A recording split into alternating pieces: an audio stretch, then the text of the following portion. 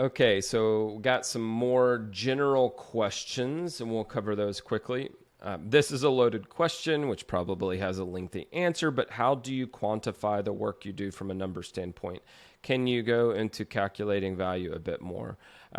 Obviously, calculating value is easier if you are working with a sales focused organization and they're like, I'm a writer, so I'll use writing examples, and they're getting such and such leads per month. A lead is worth, $10,000. They close X number of leads. And so over time,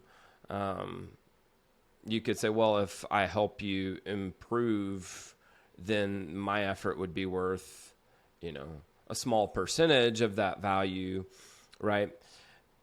Most of us are going to quantify value using emotional benefits, though, right? So like with a website, like one of my coaching clients is a guy named Ezekiel Roche. I actually think he was on the workshop yesterday, but I was telling him that a big part of the value of websites is people want a website that they're proud to share, right? So it's less like, yes, it would be great if my website drove leads, but an emotional benefit is pride, right? So that's where I would recommend that you focus first. If your work isn't like very intimately tied with sales, with dollars in the bank, then you can talk more about clarity, confidence, pride. There are some other benefits, like if you're able to work quickly, then speed, convenience. I call that the Applebee's effect, right? If you've ever eaten at a restaurant called Applebee's here in the US, you'd know it's not like the food is award winning. So why do people keep eating at Applebee's? Why does Applebee's stay in business? Well, there's one in most every, or maybe multiple in most every major metropolitan area in the United States. So it's convenient. So people who like Applebee's, they're like, oh, Applebee's, next exit. They pull off, they can get dinner. It's convenient, right? So convenience is a huge part of working with freelancers, right? They can kind of get what they need when they need it. So when you think about all of the benefits, that's how you're going to quantify value. There are also functional benefits, right? So like if you're a writer, and again, I'm a writer, those are my examples. If you're a writer and you're good at editing and proofreading and you're delivering these very clean drafts, then well edited and we'll call it clean writing is a functional benefit, right? The benefit of that is like, okay, or the emotional benefit tied to that is your clients aren't going to be like embarrassed by typos, or they're going to put out work that builds their reputation and brand, content that makes them look good, right? So that's where I would recommend you focus when you're quantifying the work you do. Really dig into the functional benefits and emotional benefits. And obviously, if you can get into an ROI tied to like dollars, that's great. But there's a lot of power in something like peace of mind or relief, or even that feeling of momentum. You finally have your content marketing humming along, and won't that feel great, right? Okay, next, do you still send out a proposal for productized services or let the landing page do the work? Great question. With productized services, I'll just show you a deck. So I have a come on, don't fight me, Finder. I have a productized service called One Day Brand Sprint, right?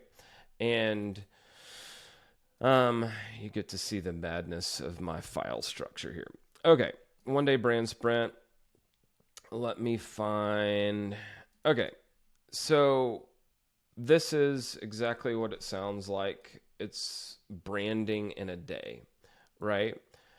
When I have a discovery call and it becomes clear to me that they have a bunch of needs all kind of in under the brand umbrella, and I'm pretty sure that we can knock out most of them in a day, I don't send them a proposal, right? I won't even necessarily send them to a landing page.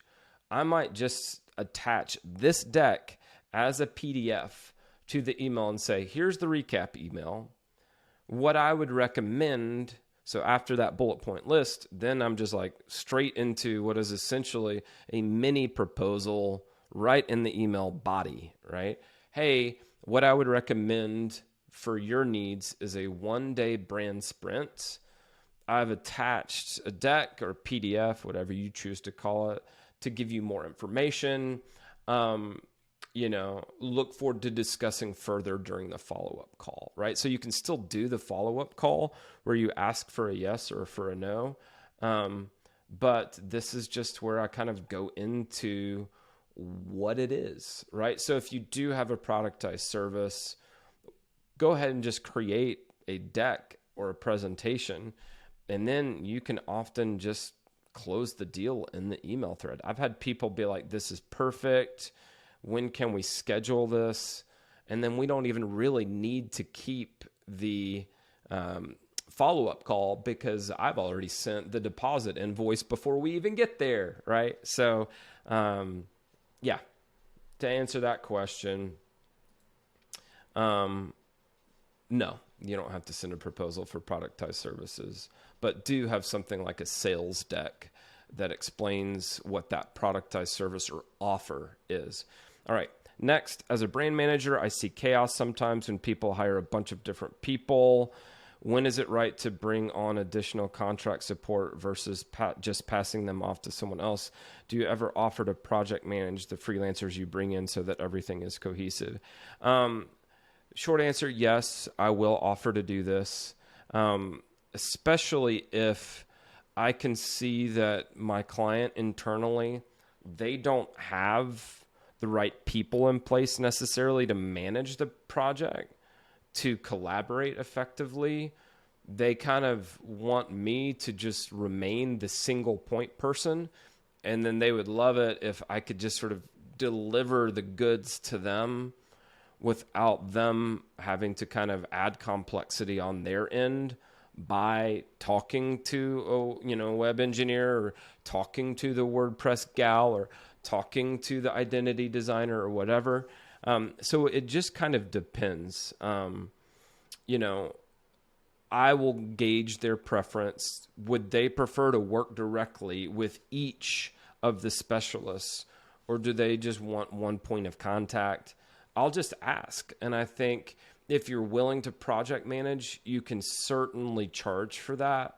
That would be the one caveat, right? Is if you do provide project management, that's incredibly valuable. If you are simplifying the experience for your clients by being that air traffic controller or project manager, or even I've found myself in the position of creative director, right? If you are providing that creative direction or project management, charge for it. Charge a premium for that, right? But it all goes back to what will clients be most interested in buying, what will serve them best, sell them that, assuming you want to, and then whatever value, extra value beyond your specific skill set you provide, charge for that too. Okay, do you have tips on closing consulting retainers? Lots and lots of them, but for the sake of brevity here and going back to the focus of the workshop, which was sales, one tip that comes to mind is that I'll say, let's start with like 3 months, or let's start with 6 months. So I don't necessarily sell like open-ended stuff, right? Where I'm like, I just think that's harder for clients to compute. But if instead I'm like, let's do like a 90-day trial, that makes a lot of sense, right? Let's see how we work together, and then after 90 days we'll reassess. Or I should say, and I typically have like roadmaps. So if I onboard a new brand consulting client, I have like specific things that I'm going to help them do. We're going to do certain things in month 1, certain things in month 2, certain things in month 3. So one tip would be definitely sell them on a consulting engagement tied to a roadmap, it's going to be pretty clear what they're going to get out of it. You don't have to even call it deliverables, but certain outcomes, right? So a roadmap with certain outcomes tied to a consulting retainer, I think, is very, very powerful and attractive. So do that. All right. Finally, I'm currently reading a very cheesy book about cold emailing in which it's recommended to get someone on Fiverr, Upwork to build a list of leads for cheap. Is this something you recommend? Yes. As long, I do recommend cold emailing, especially if you've got a juicy offer for that very specific audience and you're constantly testing the different aspects of each email. You know, are you tracking opens? Was the subject line effective at getting people to open? Was the hook effective for getting people to keep reading? Was the body effective for getting people to the call to action? Did they actually respond? Did they, answer the call to action, so to speak? Every sort of element of the effective email needs to be tested until you start to get better and better results and you find that combination. And then you're still going to have to follow up with people at least, anywhere from 5 to 10 times before that lead is a dead end, right? So having that tracking layer on top is very, very important if your cold emailing efforts are going to work.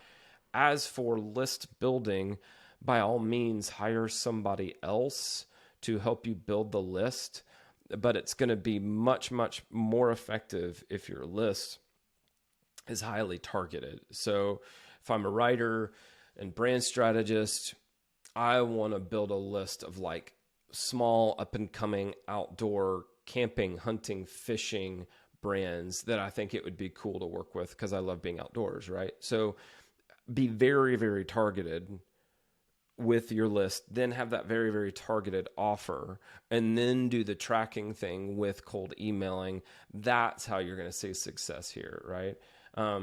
If you don't give clear oversight to someone on Fiverr, Upwork as their list building, you may come back with a list that's just way too broad, right? And you're just not going to see the same results as if you have, you're very interested in this niche. You have a very targeted offer for decision makers in that niche.